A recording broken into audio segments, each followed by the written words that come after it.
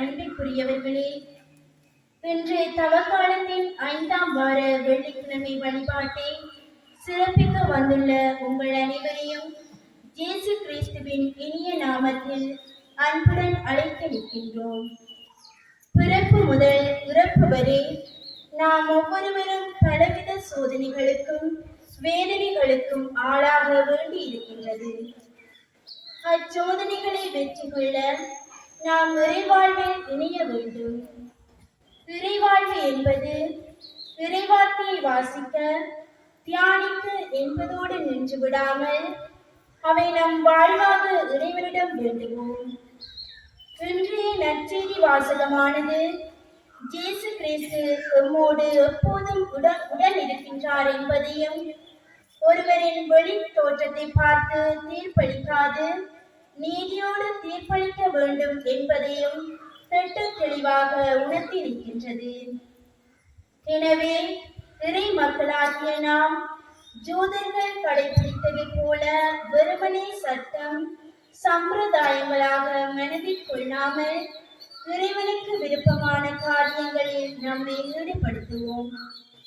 ஆடம்பர காரியங்களுக்காக பல மணிகளை செலவிடும் நம்மால் இறை காரியங்களுக்காக சில மணி துளிகளை செலவிட எம் மனம் மறுக்கின்றது.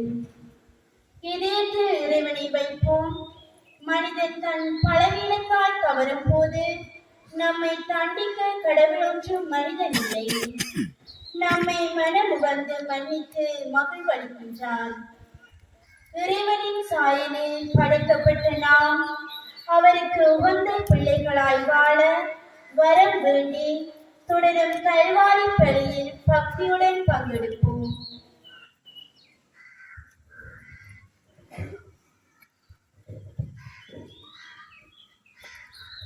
மகன் தூயாவின் பேராலே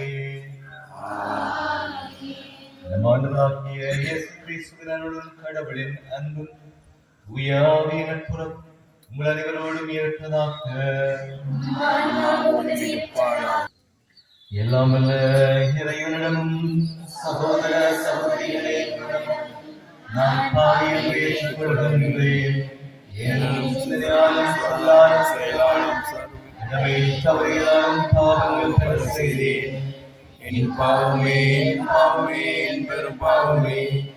ஆகையால் பொழுதும் கரியால் சுத்தமில்லாய் வாழ்வான தூரப்பணிகளையும் சகோதர சகோதரிகளை நான் எனக்காக வேண்டிக் கொள்ள மன்றாடுகின்றேன். எல்லாம் வல்ல இறைவன் நம் மீது இரக்கம் வைத்து நம் பாவங்களை மன்னித்து நம்மை நிலை வாழ்வுக்கு அழைத்துச் செல்வாராக. ஆமென். ஆண்டவரே இரக்கமாயிரும். ஆண்டவரே இரக்கமாயிரும். கிறிஸ்துவே இரக்கமாயிரும். கிறிஸ்துவே இரக்கமாயிரும். ஆண்டவரே இரக்கமாயிரும். ஆண்டவரே இரக்கமாயிரும். மன்றாடுவோமாக. இறைவானங்கள் வலிமைக்கு ஏற்ற உதவிகளை நீரே செய்துள்ளேன். அதனால் பாவக்கடுவாயின் விளைவை அக்களிப்போடு ஏற்றுக்கொண்டு மிகுந்தரை பெற்றுடன் மனம் திரும்பி அவ்வுதவிகளை நாங்கள் கண்டுணர அருள் புரிவீராக. உம்மோடு தூய ஆவியின் ஒன்றிற்கு இறைவனாய் என்றென்றும் வாழ்ந்து ஆட்சி செய்கின்ற எங்கள் ஆண்டவரும் திருமகனுமாகிய கிறிஸ்து வழியா உம்மை மன்றாடுகின்றோம்.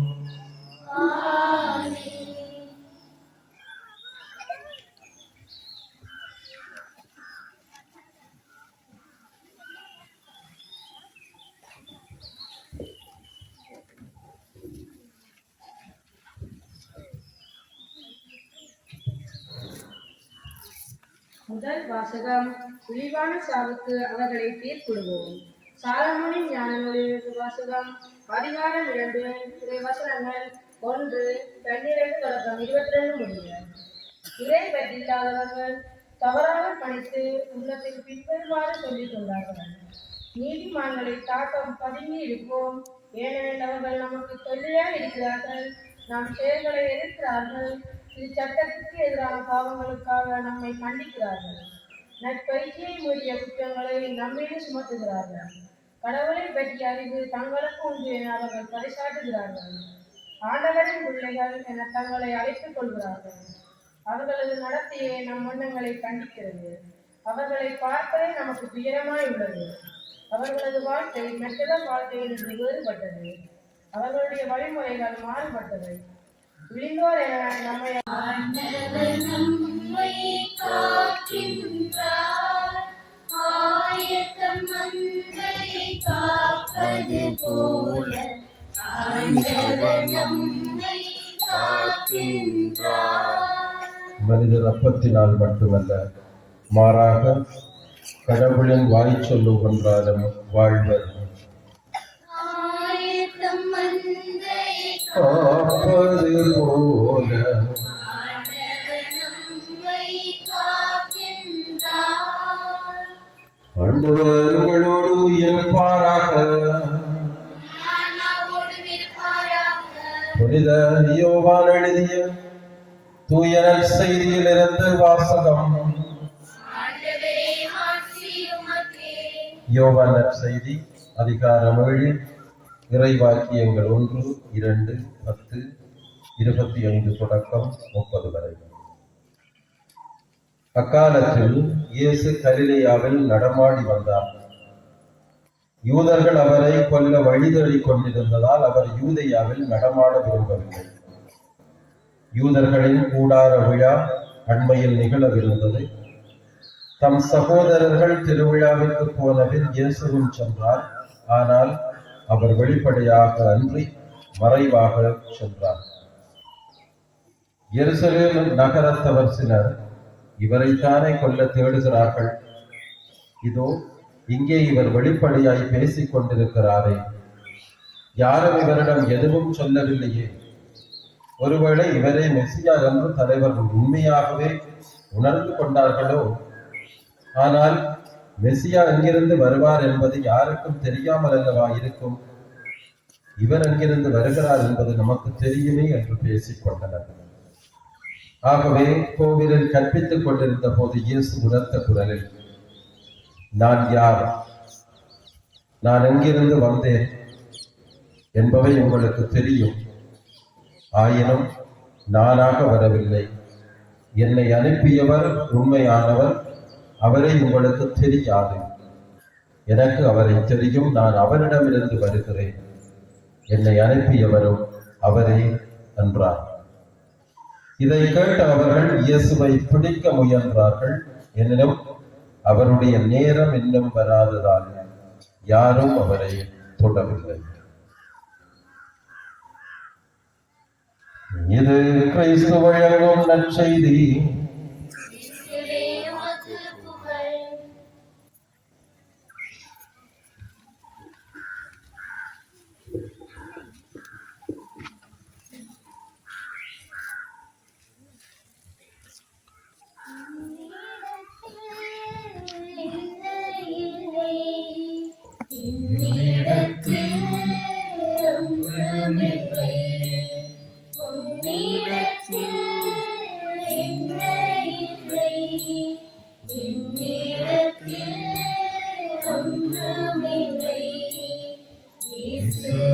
பாதத்தில் காணிக்கை நான் வைக்க ஏதொன்றும் சொற்றமில்லை. பாவம் செய்தே இரத்தத்தில் சுற்றமில்லை. பாவம் செய்தே இரத்தத்தில் சுற்றமில்லை. கண்களினால் தந்திருப்பேன்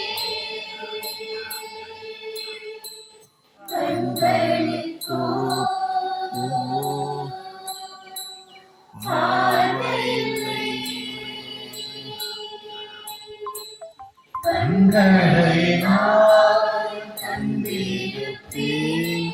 கண்களுக்கோ பார்வையில்லை. இறைவாவும் பாதத்தில் உள்ளத்தை நான் வைக்க உள்ளத்தில் நாணமில்லை.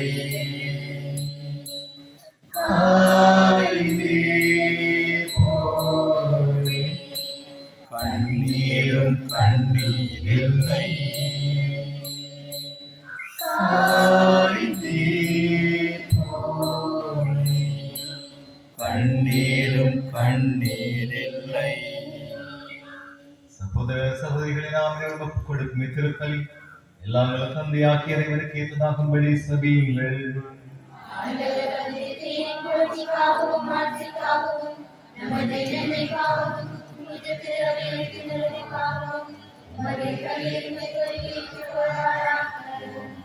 எல்லாம் வல்ல இறைவா, இப்பலியின் வலிமை மிக்க ஆற்றல்களை தூய்மைப்படுத்துவதாக இவ்வாறு மென்மேலும் புனிதமடைந்தவர்களாய் நாங்கள் தூய்மையின் உச்சிக்கு வந்து சேர செய்வதாக எங்கள் ஆண்டவராகிய கிறிஸ்து வழியாக உம்மை மன்றாடுகின்றோம்.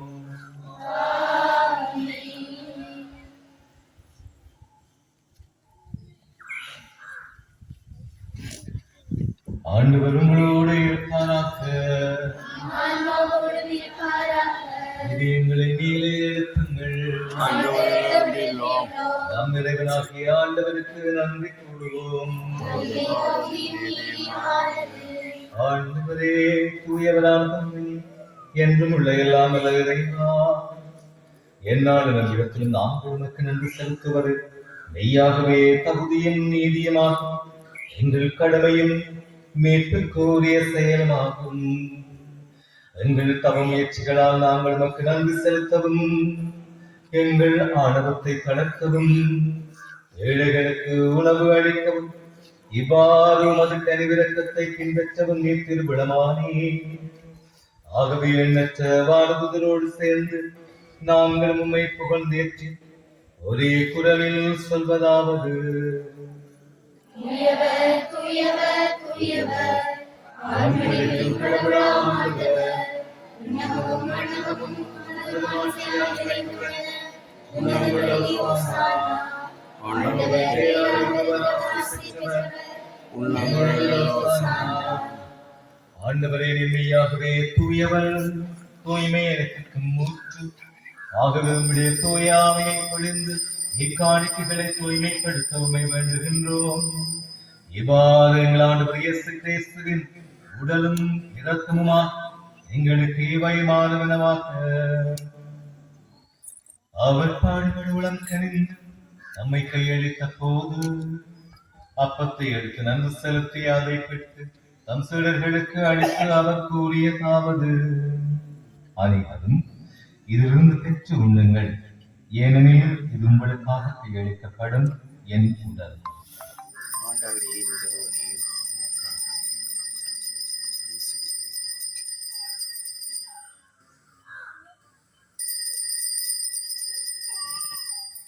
அவ்வண்ணமே இரவு விருந்து அருந்திய கிண்ணத்தையும் எடுத்து மீண்டும் உமக்கு நன்றி கூறி தம் சீடர்களுக்கு அளித்து அவர் கூறியதாவது: அனைவரும் இதிலிருந்து பெற்று தருகுங்கள், ஏனெனில் இது புதிய நிலையான உடன்படிக்கைக்குரிய என் இரத்தத்தின் கிண்ணம். இது பாவ மன்னிப்புக்கு என்று உங்களுக்காகவும் பலருக்காகவும் சிந்தப்படும். இதை நினைவாக செய்யுங்கள்.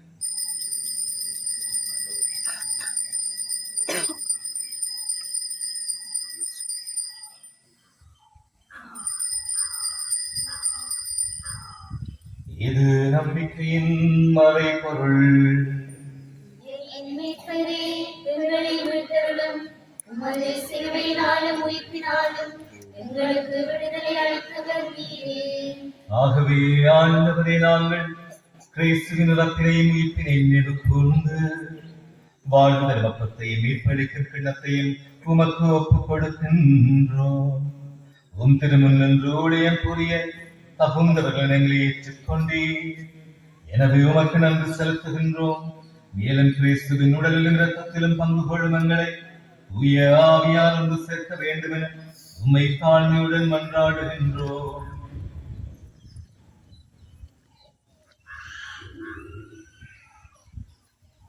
ஆண்டவரே, உலகெங்கும் பரவி இருக்கும் மதத்தில் அவையை நினைவு கூர்ந்தருளும்.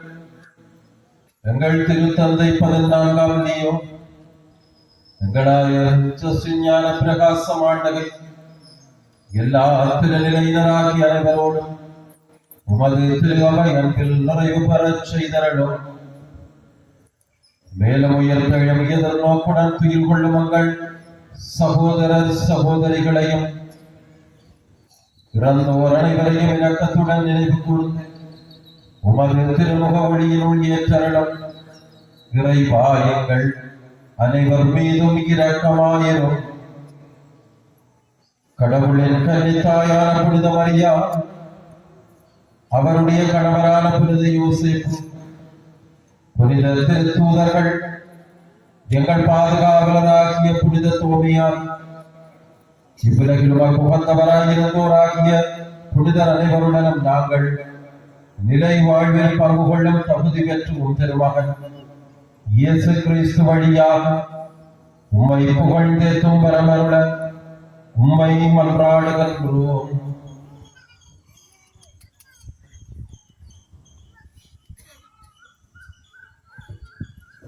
இவர் வழியாக இவரோடு எல்லாம் வல்ல இறைவனாகிய தந்தையே, தூய ஆவியாரின் ஒன்றிப்பில் எல்லா புகழும் மாட்சியும் என்றென்றும் உமக்கே உரியதே.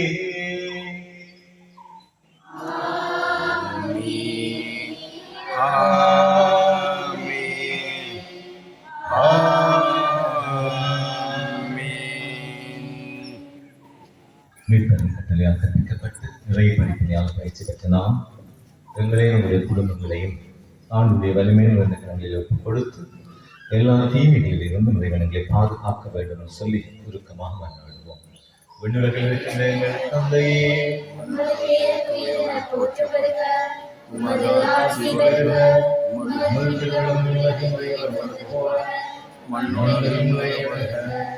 எங்கள் அன்றாட உணவை எங்களுக்கு தாரும்.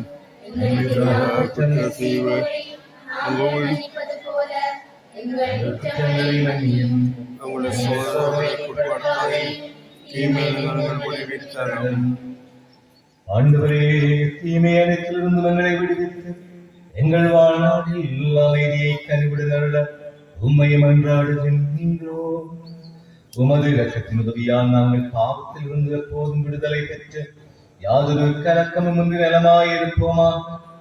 நாங்கள் எதிர்நோக்கி இருக்கும் பேரின்பத்திற்காகவும் எம்மீட்பராகிய இயேசு கிறிஸ்துவின் வருகைக்காகவும் காத்திருக்கின்றோம். ஆண்டவராகிய இயேசு கிறிஸ்துவே, அமைதியை உங்களுக்கு விட்டு செல்லுகின்றேன், என் அமைதியை உங்களுக்கு அளிக்கின்றேன் என்று உம் திருத்தூதர்களுக்கு மொழிந்தீரேன். எங்கள் பாவங்களை பாராம் உமது திரு அவையின் நம்பிக்கையை கண்ணோக்கி எங்களுக்கும் எங்களுடைய குடும்பங்களுக்கும் முழு திரு அவைக்கு அமைதியை ஒற்றுமையும் அளித்துள்ள திருவிடம் கொள்வீராக. என்றென்றும் வாழ்ந்து ஆட்சி செய்கின்றவர் நீரே. ஆண்டவருடைய அமைதி உங்களோடு என்றும் இருப்பதாக. ஒருவருக்கொருவர் ஆண்டவர் இயேசு கிறிஸ்துவின் அமைதியை பகிர்ந்து கொள்வோம். உங்களுக்கு அமைதி உண்டாகும்.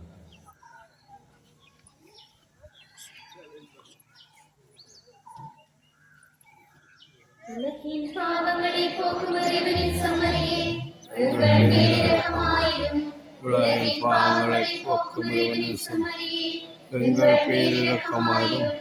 உலகின் பாவங்களை போக்கும் சம்மரியே, எங்களுக்கு சமாதானத்தை அளித்தரும்.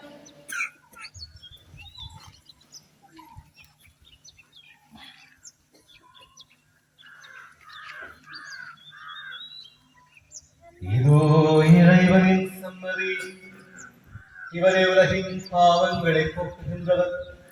கண்ணீரோடும் வேதனைகளோடும் வாழும் ஒருவரையும் அன்போடு அழைக்கின்ற ஆண்டவர் இவரே.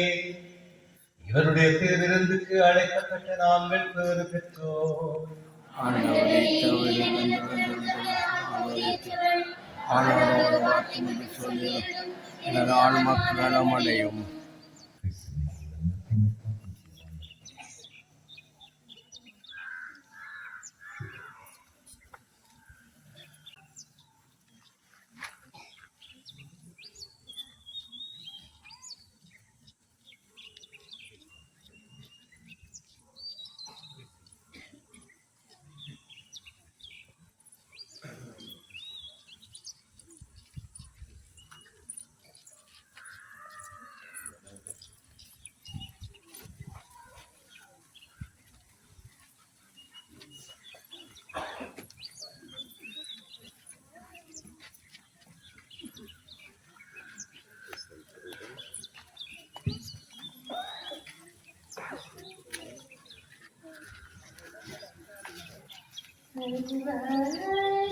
தயவாயிரும் சுவாமி தயவாயிரும்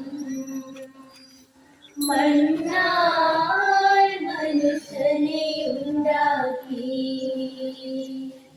திவ்ய கருணையால் வல்லவனாக்கி அவன் கையால் பாடுபட திருவுளமானை தயாவது இயேசுவே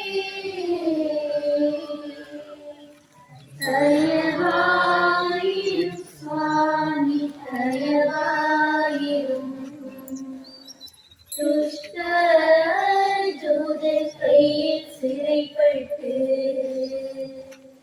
திருக்கண்டத்தில் கருத்தில் கயிறு ஆண்டவரே, எங்களுக்கு அருள்புரிய உம்மை வேண்டுகின்றோம். அதனால் நாங்கள் பழையவற்றிலிருந்து புதியவற்றிற்கு கடந்து வந்தது போல பாவங்களை களைந்துவிட்டு தூய்மை பெற்ற மனதினால் புதுப்பிக்கப்பட எங்களுக்கு நிரல் புரிவீராக. எங்கள் ஆண்டவராகிய கிறிஸ்து வழியாக உம்மை மன்றாடுகின்றோம். ஆண்டவர் உங்களோடு இருப்பாராக. எல்லாம் வல்ல இறைவன் தந்தை மகன் தூயாவி உங்கள் அனைவரையும் ஆசீர்வதிப்பாராக. ஆண்டவருக்கு மேலவருக்கு மேல் படிப்பிருந்து வாழ அமைதியில் சென்று வாழுங்கள்.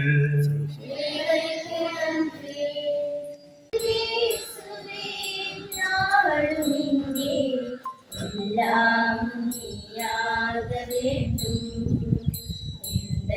எல்லாம் நீயாக வேண்டும். சோகங்களாராமல் நான் பாடும் போது தாயாக நீ மாற வேண்டும், அன்பு தாயாக நீ மாற வேண்டும். என் வாழ்வில் இயேசுவே நாளும் இங்கே எல்லாம் நீயாக வேண்டும், எல்லாம் நீயாக வேண்டும். பாரங்கள் தாங்காமல் சாய்கின்ற போது பாதங்கள் நீயாக வேண்டும், இந்த பாதங்கள் நீயாக வேண்டும். பாவங்கள் கடலாகி நான் மூழ்கும் போது கூடங்கள் நீயாக வேண்டும், கருமூடங்கள் நீயாக வேண்டும்.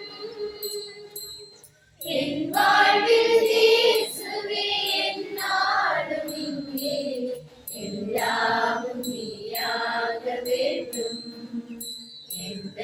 எல்லாம் நீயாக வேண்டும். போராட்டம் சூழ்ந்தென்னை தீவாக்கும் போது பாலங்கள் நீயாக வேண்டும், இணை பாலங்கள் நீயாக வேண்டும். தீராத ஆழத்தில் நான் தேடி பயிலும் பாடங்கள் நீயாக வேண்டும்,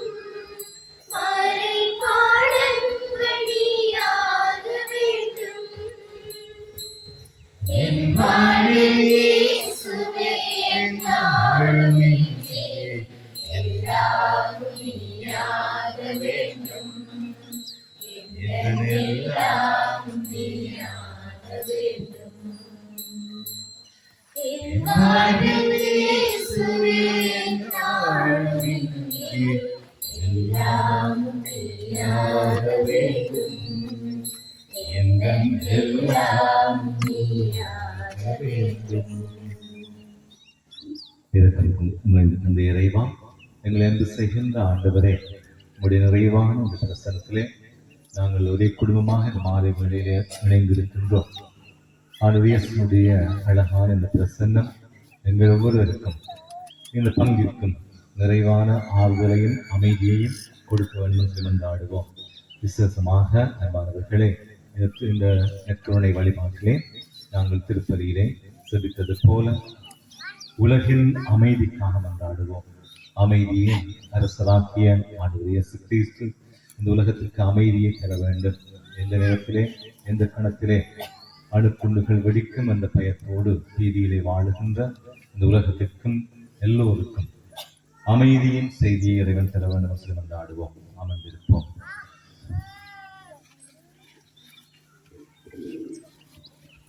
கிறிஸ்துவிலே பிரியமான பங்கு நேரத்திலே அடுத்தவர்களே, அன்பான இறை மக்களே, அழகான மாலை வேளை. இந்த வேளையிலே நாங்கள் நம்முடைய இயேசு கிறிஸ்துடைய பிரசனத்தில் இருக்கின்றோம். அந்த உணர்வோடு பராக்குகளின்றி நாங்கள் ஒரு செப மனைவியோடு இதில் நாங்கள் பங்கெடுப்போம். எங்களுடைய செபங்களுக்கு வல்லமை உண்டு. அண்மையிலே எங்களுடைய தியானம், இந்த தவக்கால தியானத்தை நாங்கள் சாட்டியிலே மேற்கொள்கின்ற பொழுது உங்களிலே சிலர் வந்திருந்தார்கள். அவர்களோடு நான் பகிர்ந்து கொண்ட அதே செய்தியை நான் உங்களோடு பகிர்ந்து கொள்வேன். எங்களுடைய செபங்களுக்கு வல்லமை இருக்கின்றது. எங்களுடைய செபங்கள் ஆற்றலும் சக்தியும் வாய்ந்தவை. அவை அந்த செபங்கள் எங்களுக்கும் நாங்கள் யாருக்காக சபிக்கின்றோமோ, எந்த தேவைகளுக்காக சபிக்கின்றோமோ, அவை எல்லாவற்றையும் எங்களுக்கு கொடுக்கின்ற அந்த மனிதர்களுக்கு வல்லமை கொடுக்கின்ற அந்த சக்தி எங்களுடைய செபங்களில் இருக்கின்றன. எல்லாவற்றுக்கும் மேலாக நற்கருணை ஆண்டவருக்கு நாங்கள் சபிக்கின்ற பொழுது அவருடைய பிரசன்னம் எங்கள் எல்லோருக்கும் வாழ்வு கொடுக்கும் என்ற அந்த நம்பிக்கையோடு நாங்கள் சபிப்போம். அந்த நம்பிக்கை எங்களுக்கு வாழ்வு கொடுக்கும். உங்களுடைய நம்பிக்கைகளுக்கு சக்தி உண்டு. முன்னுக்கு சொன்னாக்கள் கதைக்காமல் அமைதியாக இருக்கணும். இல்லைன்னு எனக்கு பக்கத்துல கூப்பிட்டு வச்சிருப்பேன். நீங்க எனக்கு பக்கத்துல விருப்பம் சொன்னா நீங்க கதைச்சா நீங்க கூப்பிட்டு வச்சிருக்கலாம். இல்லைன்னா உங்களுடைய பங்கு தந்தை பக்கத்துல நீங்க போயிருக்கலாம். அதே நாங்கள் சின்னாக்கள் சபிச்சா இன்னும் கூட ஆண்டவர் கொடுப்பார். உங்களுக்காக, உங்களுடைய அம்மா அப்பாக்காக, இந்த கிராமத்துக்காக, பலருக்காக சபிக்கலாம். ஆக நாங்கள் இந்த வரையில் நாங்கள் அழகாக மௌனமாக சபிப்போம். அந்த செபங்களுக்கு வல்லமை இருக்கின்ற ஆற்றல் என்ற விசுவாசத்துக்கு இறைவனுடைய செய்தியை கொடுப்பார் என்கின்ற அந்த செய்தியை நாங்களோடு பகிர்ந்து கொள்கின்றேன். அன்பானவர்களே, எங்களுடைய வாழ்க்கையிலே எது நடந்தாலும் நாங்கள் நன்மைக்கு என்று சொல்லி எடுக்கின்ற அந்த மனநிலையை ஆண்டவரிடமிருந்து கற்றுக்கொள்வோம். எது நடந்தாலும் என்னுடைய வாழ்க்கை அனுபவம், நான் உங்களுடைய பங்கு எல்லாம் நாங்கள் ஒன்றாக குடும்பத்திலே ஒரே வகுப்பிலே படித்தவர்கள், ஒரே மாதிரியான குலப்படிகளையும் செய்தவர்கள். நிறைய வாழ்க்கை, நிறைய அனுபவங்கள் இருக்கின்றன. நீண்ட கால போர் கால அனுபவங்கள், அங்கே இடம்பெயர்வுகள், இதில் நாங்கள் சந்தித்த அனுபவங்கள் பல இருக்கின்றன. நாங்கள் சந்தித்த சோதனைகளும் பல இருக்கின்றன. நாங்கள் சந்தித்த பிரச்சனைகளும் இருக்கின்றன. இவ்வாறு என்னுடைய வாழ்க்கையிலே நான் குறுமிடமானவனாக இருந்த பொழுது சில சோதனைகளும் வேதனைகளும் பிரச்சனைகளும் மாறி மாறி என்னுடைய வாழ்க்கையிலே நடக்கின்ற பொழுது ஒரு முறை நான் என்னுடைய ஆன்மீக வழிகாட்டியை நான் அனுப்பினேன். அவரிடம் நான் போய் என்னுடைய பிரச்சனைகள் எல்லாவற்றையும் பெரிய பலூன் மாதிரி ஊதி எல்லாவற்றையும் சொன்னேன். அவரும் வழியாக கேட்டுக்கொண்டிருந்த அந்த ஆன்மீக வழிகாட்டி, அந்த குருவானவர் எனக்கு ஒன்றை மட்டும் கடைசியில் சொன்னார். பிரதர், உங்களுடைய பிரச்சனைகள் எல்லாவற்றுக்காகவும் ஆண்டவருக்கு நன்றி சொல்ல முடியுமான்னு சொல்லி கேட்டார். எனக்கு அதிசயமாக இருந்தது. எவ்வாறு இந்த பிரச்சனைகளுக்கெல்லாம் நான் நன்றி சொல்வது? என்னுடைய பிரச்சனை அப்படியே தொடர் சங்கிலி போல இருக்கின்றது. மனது கஷ்டமாக இருக்கின்றது, வேதனையாக இருக்கின்றது. இதற்காக எப்படி நன்றி சொல்வது என்று சொல்லி எனக்கு ஆச்சரியமாக இருந்தது. ஆனால் அவரோடு நான் எதிர்த்து கதைக்க முடியாது. அவர் சொன்னதை கேட்டுக்கொண்டு வருகின்ற போதெல்லாம் நான் எப்படி நன்றி சொல்வது? ஆனால் அவர் சொன்னார், எனக்கு ஒரு விடயத்தை கற்றுக் கொடுத்தார். நீர் தொடர்ச்சியாக பிரச்சனைகள் வருகின்ற பொழுது நன்றி சொல்லும். ஆண்டவரே, இந்த பிரச்சனைக்காக, இந்த சிலுவைக்காக உமக்கு நன்றி. ஆண்டவரே, இந்த மன வேதனைக்காக, என்னுடைய வாழ்க்கையிலே இருக்கின்ற அந்த வீழ்ச்சிக்காக நன்றி சொல்லும். அவமானப்பட்டால் அதற்காக நன்றி சொல்லும். இது எல்லாவற்றையும் நான் ஆழமாக யோசித்துக் கொண்டு வந்தேன். கொஞ்சம் கொஞ்சமாக என்னுடைய வாழ்க்கையில் அதை நடைமுறைப்படுத்த பார்த்தேன். பிரச்சனைகள் இருந்த பொழுது நன்றி சொன்னேன் ஆண்டவரே நன்றி. பல பிரச்சனைகள் வந்த பிற்பாடு, ஆனால் அந்த நன்றிக்குள்ளே பெரிய அதிசயம் இருந்தது. ஆண்டுடைய திட்டங்களை எங்களால் அறிந்து கொள்ள முடியாது. ஒவ்வொருவருக்கும் ஒவ்வொரு விதமான திட்டங்களை வைத்திருப்பார். அதே நேரத்தில் எங்களுடைய வாழ்க்கையில் ஏதோ ஒரு விருப்பு வெறுப்புகளும் இருக்குது. அந்த விருப்பு வெறுப்புகளுக்கு ஒவ்வாத முரண்பாடான சில விடயங்கள் நடக்கின்ற பொழுது எங்களால் ஏற்றுக்கொள்ள முடியாது. அதான் பெரிய பிரச்சனையாக இருக்கு மக்களுக்கு. ஆகவே என்னுடைய வாழ்க்கையிலே அப்படியான சந்தர்ப்பங்கள் வருகின்ற பொழுது நான் ஆண்டவருக்கு நன்றி சொன்னேன். பல விடயங்களுக்காக அந்த நன்றிக்குள்ளே எனக்கான பதில் நிறைய கிடைத்தது. ஏனென்றால் அந்த கணத்திலே என்னால் ஆண்டுடைய திட்டத்தை அறிந்து கொள்ள முடியாமல் இருந்தது. ஆனால் ஒன்று மட்டும் எனக்கு விளங்கியது, ஏதோ ஒரு பெரிய நன்மைக்காக சில சந்தர்ப்பங்களிலே உங்களுடைய வாழ்க்கையிலே சிறிய சிறிய தீமைகள் போன்ற சில விடயங்கள் நடக்கும். அவற்றை நாங்கள் ஆண்டவருடைய திருவிழம் என்று சொல்லி ஏற்றுக்கொள்ளுகின்ற அந்த மனப்பக்குவம் வேண்டும். நீண்ட கால போர் அனுபவங்களுக்குள்ளே குருவாக இருக்கின்ற பொழுதும் என்னோடு நன்மைக்குள்ளே பயணம் செய்தவர்கள் இங்கே இருக்கின்றார்கள். பங்கு மக்களாக இருந்தவர்கள், சில சிறுமிகளாக இருந்து பொழுது திருமணம் முடித்து பிள்ளை குட்டிகளோடு வந்திருக்கின்றார்கள். காண்கின்ற பொழுது சந்தோஷமாக இருக்கின்றது. நாங்கள் எல்லாம் எப்படி வெளியே உயிரோடு விடுவோம் என்று சொல்லி நாங்கள் நினைத்து பார்க்கவில்லை. 2009 தெரியும், ஜிஎஸ்க்கும் அவ்வளவு கஷ்டமான கடினமான காலப்பகுதிகள் என்று சொல்லி நாங்கள் அந்த இருள் சூழ்ந்த பள்ளத்தாக்கில் நடந்து போய்கொண்டே இருந்தோம். முள்ளிவாய்க்கால் மட்டும் ஓடிக்கொண்டே இருந்தோம். பல விடயங்கள் எங்களுக்கு புரியவில்லை. ஆனால் ஆண்டவர் எந்த தீமைக்குள்ளேயும் ஒரு நன்மையை அவர் வைத்திருப்பார். ஏனென்று சொன்னால் அவர் நன்மைக்கு நங்களின் ஊற்றாக்கியானவர். ஒருமுறை நான் ஒரு கட்டுரை கண்டுபிடித்தேன். 2004ஆம் ஆண்டிலே சுனாமி அடித்தது. அந்த சுனாமியிலே பலர் கொல்லப்பட்டார். இந்தியாவிலே எங்களை விட மோசமாக இருந்தது. கன்னியாகுமரி மறை மாவட்டத்திலே பல பிரச்சனைகள். அந்த காலப்பகுதியிலே அதன் பிற்பாடு ஒரு கட்டுரை ஒன்று ஆண்புகளில் வந்தது. உண்மை சம்பவத்தை எடுத்து ஒருவர் எழுதியிருந்தார். ஒரு தம்பதியினர், அவர்களுக்கு ஒரே பையன், கடற்கரையிலே அவர்களுடைய வீடு அமைந்திருந்தது. அந்த சுனாமியிலே அந்த பையன் காவு கொள்ளப்படுகின்றான்.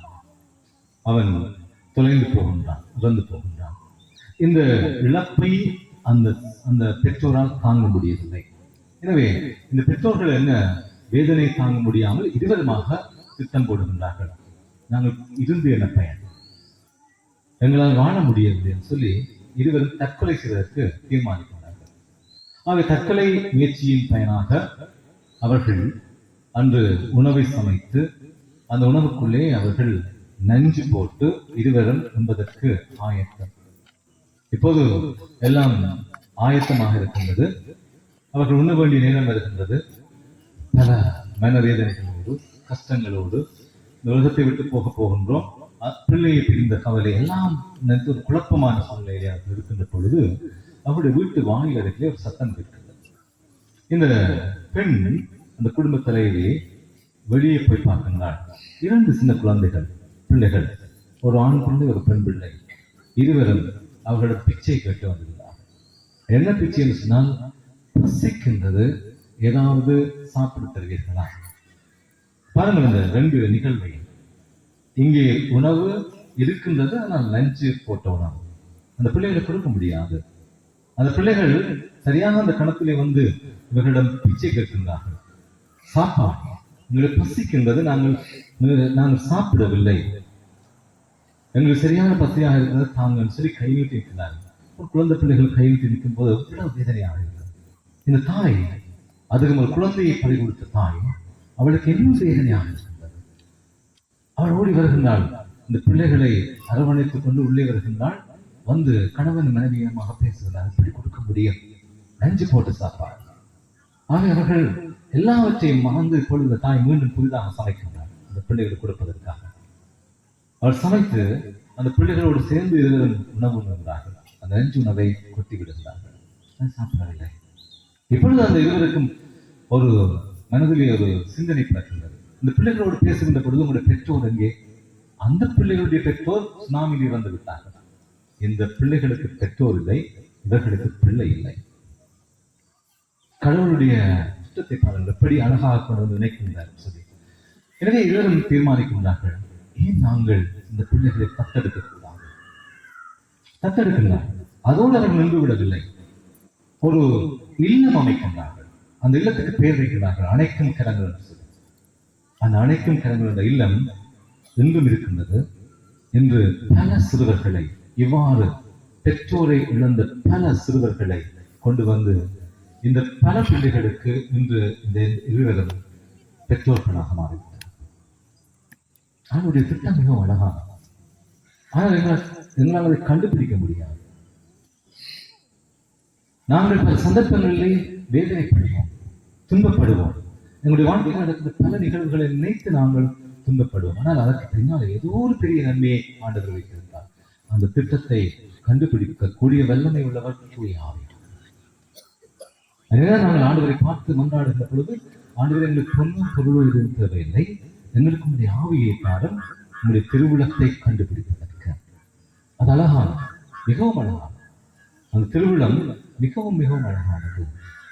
அன்பானவர்களே, எங்களுடைய வாழ்க்கையிலேயே பல இன்னல்களை நாங்கள் அனுபவிப்போம், பல துன்பங்களை அனுபவிப்போம், இழப்புகள், சில சந்தர்ப்பங்களிலே அவமானங்கள், வேதனைகள், கஷ்டங்கள், சிலுவைகள் என்று சொல்லி எங்களுடைய வாழ்க்கை பெரிய இருள் சூழ்ந்த பள்ளத்தாக்கு நடுவிலே போகும், கைவிடப்பட்ட நிலையிலே இருப்போம். ஆனால் ஒன்று மட்டும் எங்களுக்கு உணவு கொள்ள வேண்டும், இறைவன் எங்களை ஒருபோதும் கைவிட மாட்டார். எசாயா 49 அதிகாரம் 15-17 வாக்கியத்தில் அவர் சொல்லுவார், பால் குடிக்கும் குழந்தையை தாய் நடப்பதுண்டு, கருத்தாங்கினவள் தன் குழந்தை மீது இரக்கம் காட்டாமல் இருப்பாள். எந்த ஒரு தாயும் ஒரு குழந்தையை கருவிலே இருக்கின்ற பொழுது அவள் எதை செய்தாலும் அந்த குழந்தையை நன்மைக்காக தான் செய்வாள். தன்னுடைய உணவை கூட அந்த குழந்தையின் நலன் கருவித்தான் அவள் சாப்பிடுவாள். பால் குடிக்கும் குழந்தையை தாய் மறப்பதுண்டோ, கருத்தாங்கினவள் தன் குழந்தை மீது இரக்கம் காட்டாமல் இருப்பாளோ, அப்படித்தான் அந்த தாய் உன்னை மறந்தாலும் நான் உன்னை மறவேன். இதோ என் உள்ளங்கைகளிலே நான் உன்னை பொறுத்து வைக்கிறேன். பாருங்கள், ஆண்டவர் என்னையும் உங்களையும் எங்கே பொறுத்து வைத்திருக்கிறார் சொன்னா உள்ளங்கை. இது எல்லாவற்றையும் யோசித்து பார்க்கின்ற பொழுதுதான் இன்றும் என்னுடைய உள்ளத்திலே நான் நன்றி சொல்வது அந்த ஆன்மீக குருவானுடைய வார்த்தை.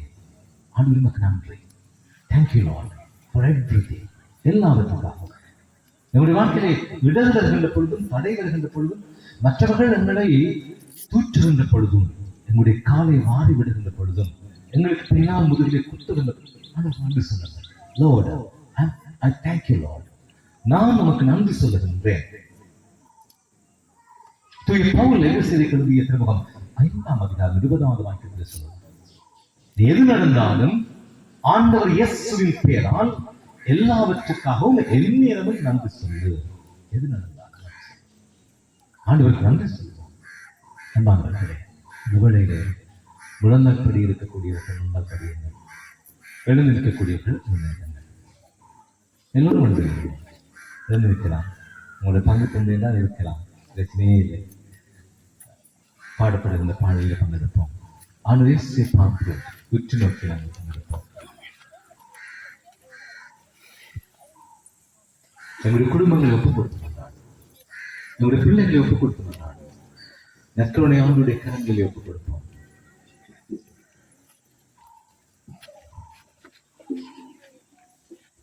கருணையிலே எழுபவரே ஆராதனை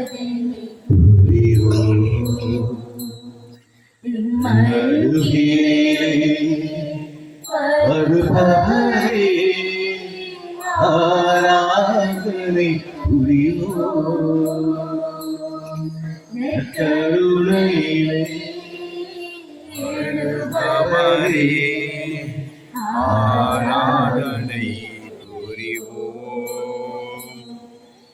மறுவிலே வருபவரே ஆராதனை புரிவோம். வருக வருக என்று அனைத்தும் மனதில் வந்து அமர்ந்து அமர்ந்து அன்பை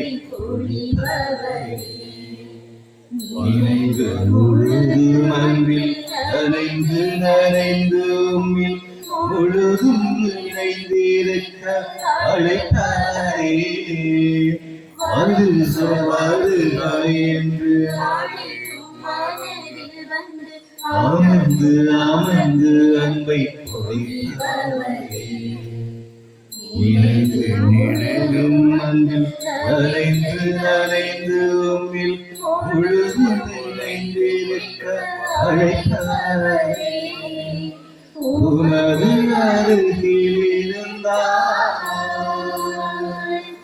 கவலை மனதில்லையே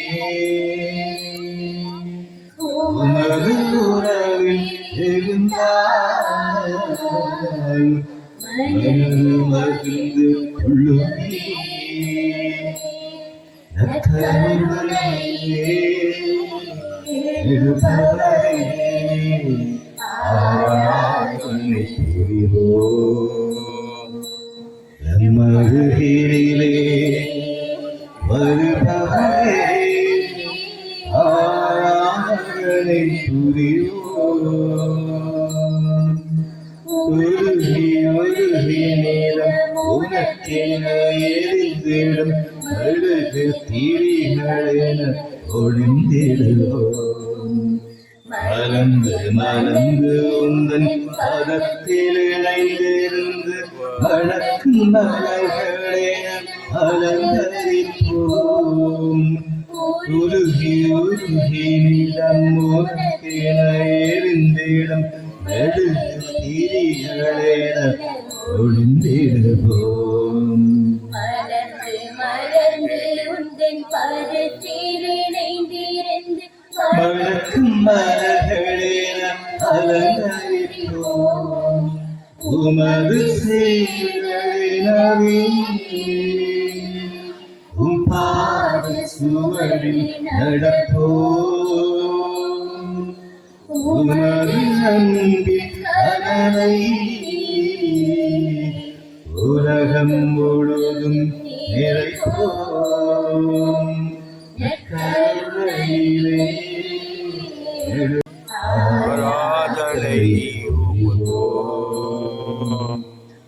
மருகிலே வருபவரே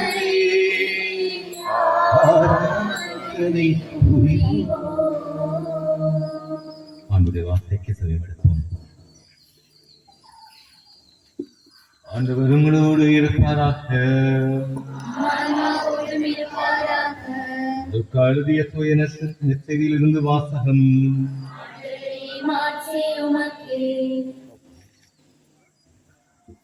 இயேசு அங்கிருந்து புறப்பட்டு தாம் வழக்கப்படி ஒலிவ மலைக்கு சென்றார். சீடர்களும் அவரை பின்தொடர்ந்தார்கள். அந்த இடத்தை அடைந்ததும் அவர் அவர்களிடம் சோதனைக்கு உட்படாதபடி இறைவனிடம் வேண்டுங்கள் என்றார். பிறகு அவர் அவர்களை விட்டு கல்லறை தூரம் வரை விலகிச் சென்று முழந்தால் படியிட்டு இறைவனிடம் வேண்டினார். தந்தையே, உமக்கு விருப்பமானால் இத்துன்ப கிண்ணத்தை என்னிடமிருந்து அகற்றும். ஆனாலும் என் விருப்பப்படி அல்ல, உம் விருப்பப்படியே நிகழட்டும் என்று கூறினார். இது வாழ்வு தரும் இயேசு கிறிஸ்துவின் நற்செய்தி. ஆமாம்.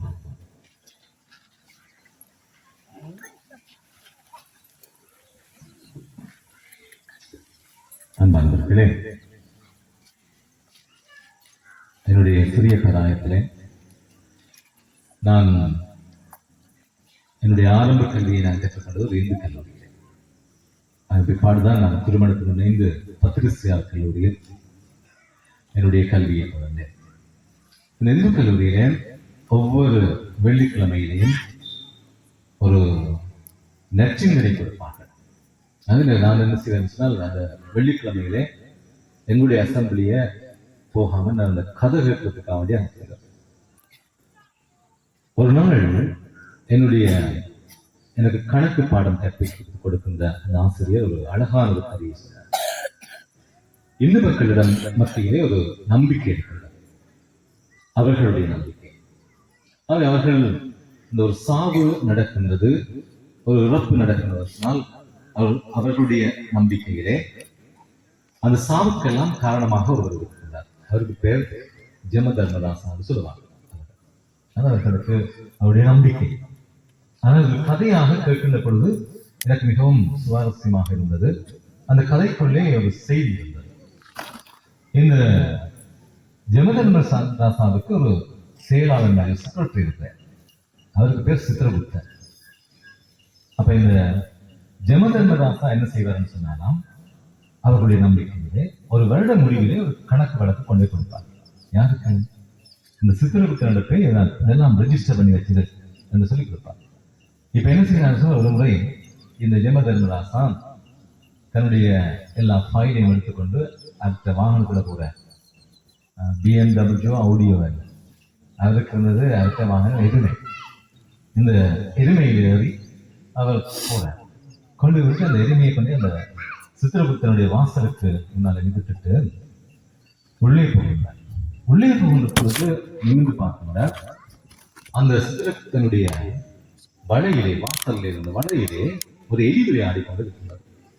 இந்த எலியை பார்த்து சிரித்து விட்டு அவர் உள்ளே போகின்றார். உள்ளே போகின்றது இதை எலி காணவில்லை. ஆனால் இந்த எருமை அவதானித்துக் கொண்டது. உடனே அவன் உள்ளே போன பிற்பாடு இந்த எருமை எலியிடம் சொன்னது, எலியாரே எலியாரே, யார் பார்க்க கூடாதோ அவனை பார்த்து விட்டான். எவனுடைய கண்ணிலே நீ படக்கூடாதோ அவனுடைய கண்ணில் நீ பட்டு விட்டாய். நீ சாக போகிறாய். உன்னுடைய கதை முடிந்து விட்டதுன்னு சொல்ல இந்த எலிக்கு சாப்பயம் வந்துவிட்டது, மரணப்பயம். எலி அழ தொடங்கிவிட்டது. இந்த எலி அழுவரை பார்த்த இந்த எருமைக்கு கவலை வந்தது. இந்த கவலை வந்த இந்த எருமை சொல்லிச்சு, சரி உன்னை பார்க்க எனக்கு பாவமாக இருக்கின்றது, என்னுடைய முதுகிலே நான் உன்னை பாதுகாப்பான இடத்தில் கொண்டு விடுகின்றேன் சொல்லி அவன் வருவதற்கு முன்பாக பல ஆயிரக்கணக்கான மைலுக்கு அப்பால் இருக்கிற ஒரு குகைக்குள்ளே கொண்டு போய் இந்த எலியை இந்த எருமை கொண்டு விட்டு சொல்லிச்சு, இவ்வளவு தூரம் இந்த பாதுகாப்பான இடத்துக்கு அவனால் வர முடியாது, நீ என்னை பிழைத்துக் கொள்ளுவாய். இப்பொழுது எலிக்கு சந்தோஷம், நன்றி கூறிவிட்டு இப்ப இந்த எதுவுமே மீண்டும் திரும்பி வந்து எதுவுமே தெரியாத மாதிரி வந்து இந்த சித்திரகுப்தன் வாசலுக்கு நிற்கின்றது. அவன் உள்ளே போனவன் எல்லா கணக்கு வழக்கெல்லாம் முடிச்சுட்டு வெளியே வந்து நிமிர்ந்து பார்ப்பான், எலியை காணவில்லை. புறம் சிரிச்சு போட்டு வந்து இந்த எருமையின் முதுகில் ஏற விலகின்ற பொழுது எருமை ஒன்றுமே தெரியாத மாதிரி, உங்களை போல நாங்கள் எல்லாம் தெரிஞ்சாலும் தெரியாத மாதிரி பெற்றுக்கொண்டிருப்போம் பல விடயங்களே. அப்ப அந்த எருமை கடிச்சது, ஐயா நீங்க உள்ளே போகின்ற பொழுது மேலே பார்த்து சிரித்தீர்கள், வெளியே வருகின்ற பொழுது மேலே பார்த்து சிரித்தீர்கள், என்ன விசேஷம் சொல்லி கேட்க, என்ன பிரச்சனைன்னு சொல்லி கேட்க, அவன் சொன்னான், இல்லை நான் உள்ளே போகின்ற பொழுது இங்கே ஒரு எலி விளையாடிச்சது.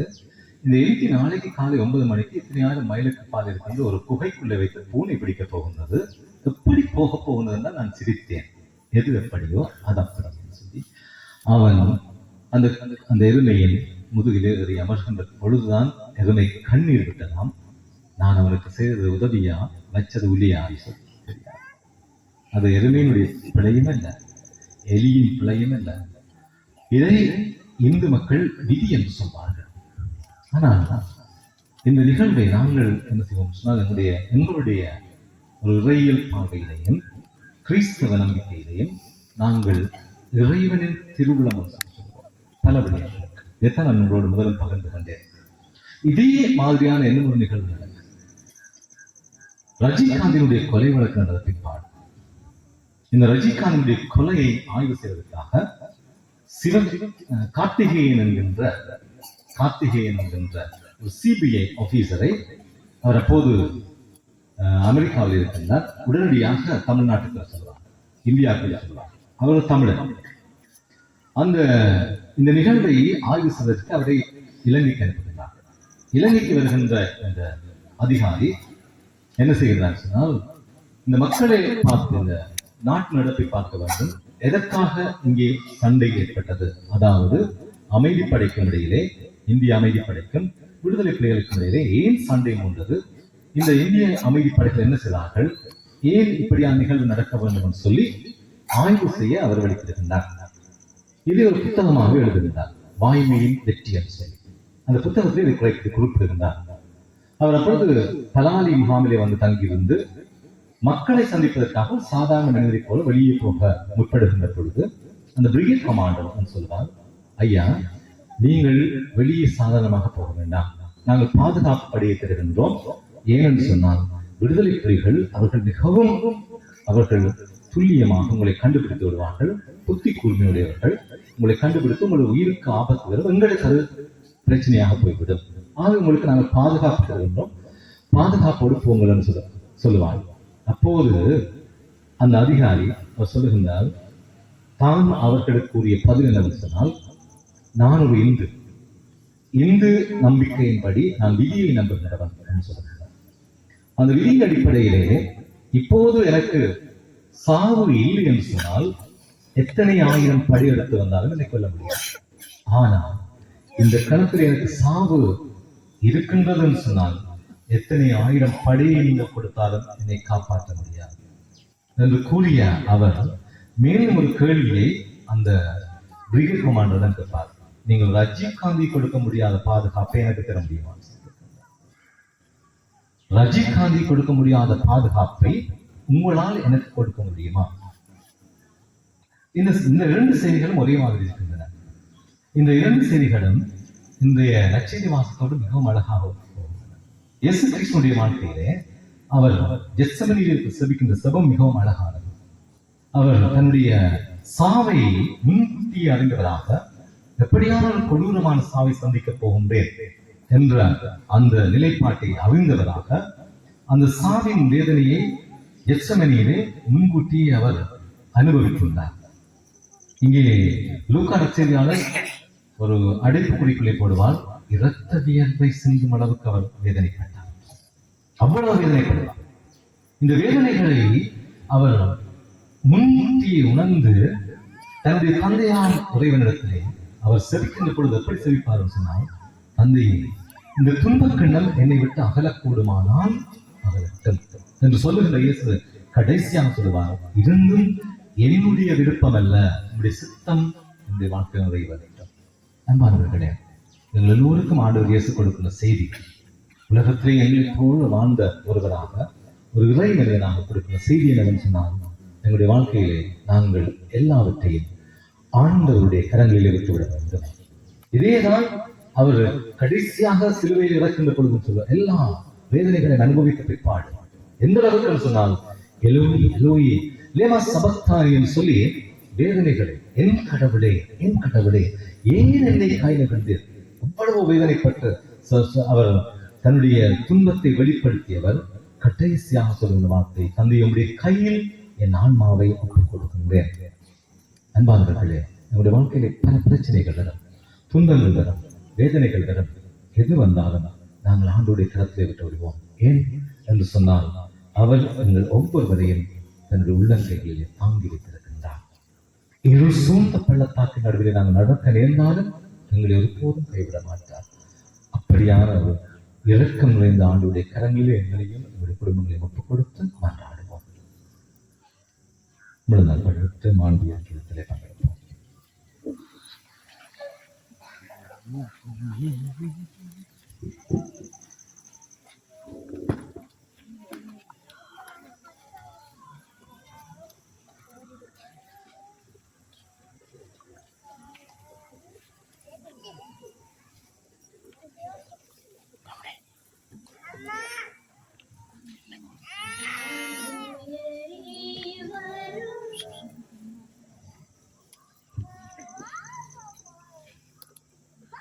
எழுந்திருப்போம்.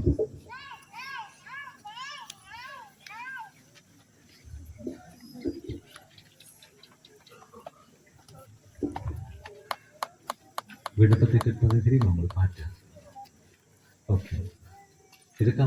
பாட்டு அதில் இல்லையா?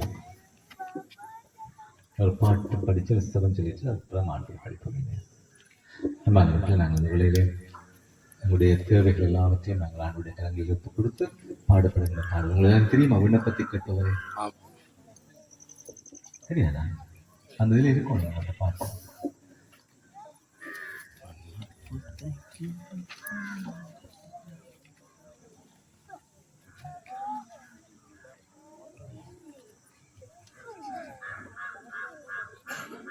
விண்ணப்பத்தை கேள் கண்ணீரை காண்பவரே, சுகம் தருபவரே, ஸ்தோத்திரம் இயேசையா, என் விண்ணப்பத்தை கேட்பவரே,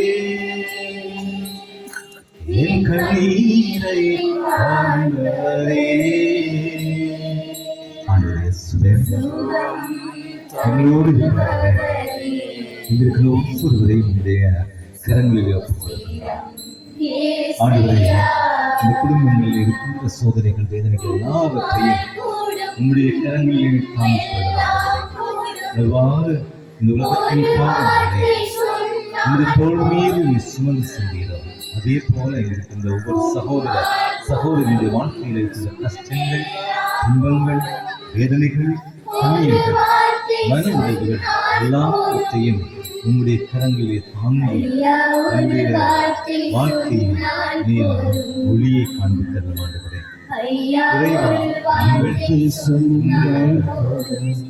பாதச்சுவடுகளை பின்பற்றி செல்ல சக்தியை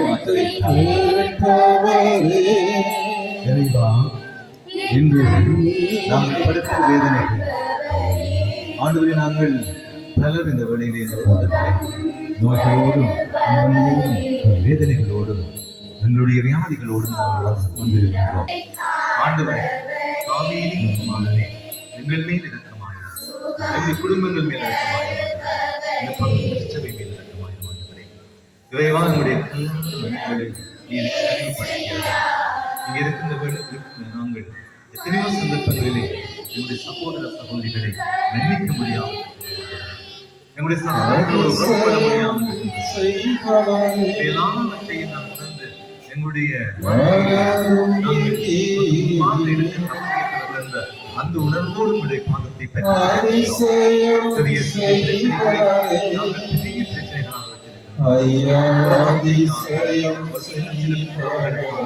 உதவிகளுக்காக நாங்கள் சந்தர்ப்பங்களை வாழ்வதே. ஆண்டவரே, நீர் முன்பாக நீர் எங்களுக்கு கொடுத்த செய்தி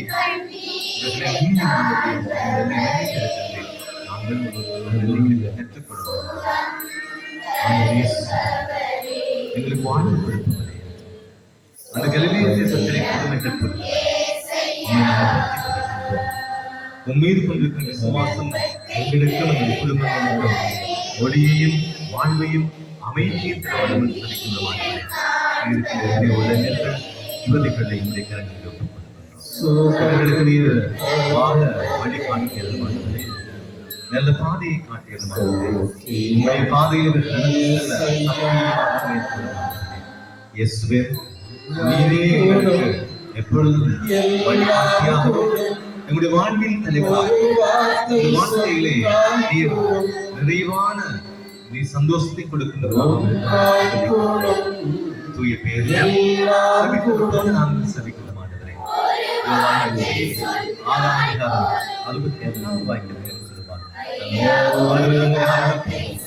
வாழ்வு கொடுக்கின்ற வார்த்தைகள் கற்றுப்பிடித்தது போல நாங்கள் கற்றுப்பிடிக்கின்றோம். இந்த வாழ்வு கொடுக்கின்ற வார்த்தையை எங்களுக்கும் நம்முடைய பிள்ளைகளுக்கும் அன்பும்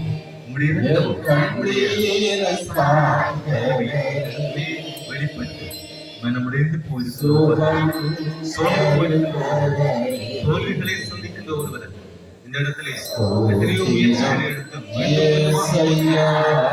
ஒவ்வொரு சகோதர சகோதரிகளுக்கும்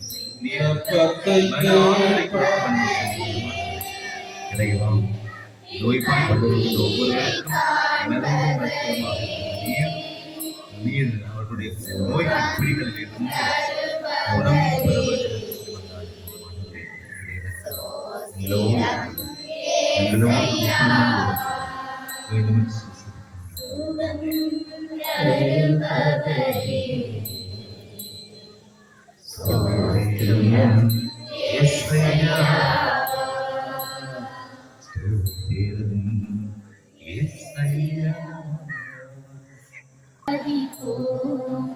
பழைய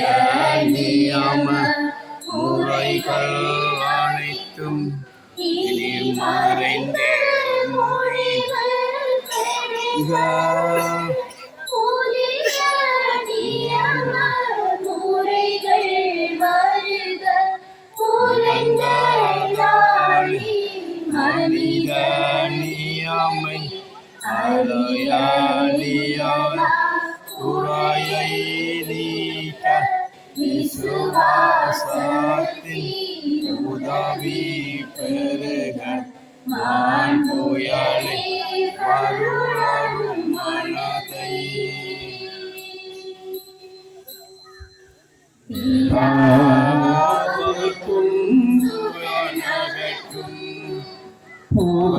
புகழ்ச்சியோடு வேற்றியாக்கும் வேட்பின் பெருமை மகிமையோடு வலிமை வாழ்த்து வாழுமாக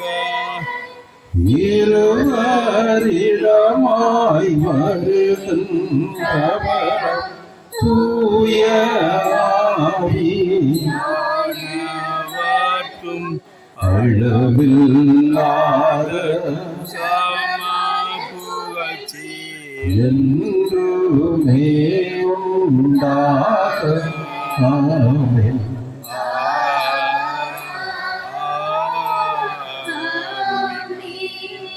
பரலோகப்பத்தை அவர்களுக்கு கொடுத்தருளினீ சகல மதுரமும் இன்பமும் ஒன்றாயிருந்தது. மன்றாடுவோமாக. இறைவா, இந்த வியப்புக்குரிய அருளடையாளத்திலே உம்முடைய பாடுகளின் நினைவை எங்களுக்கு விட்டுச் சென்றீ. உமது திருவுடல் திரு இரத்தம் ஆகியவற்றின் தூய மறைபொருளை வணங்கும் நாங்கள் உமது மீட்பின் பயனை இடைவிடாமல் துய்த்துணர்ந்து மகிழ அருள்வீராக.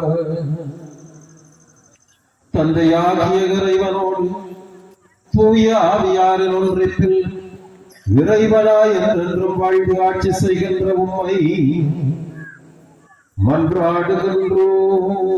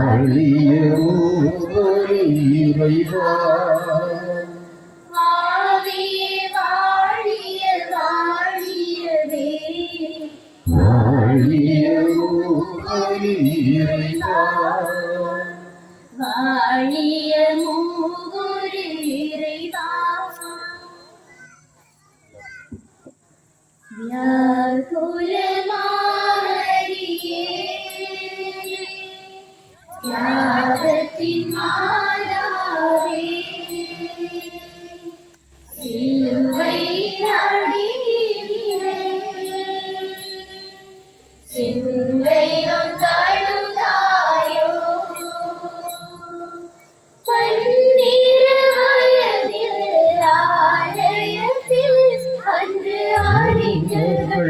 புகழ்ந்தவரே.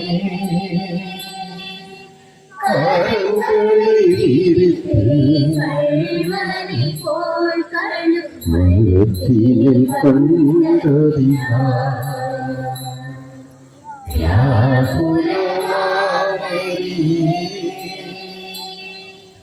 யாகத்தின் நாதாவே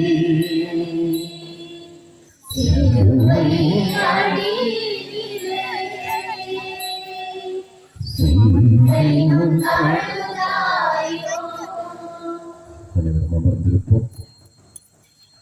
இந்த சகோதரங்கள் இன்றைய நாளிலே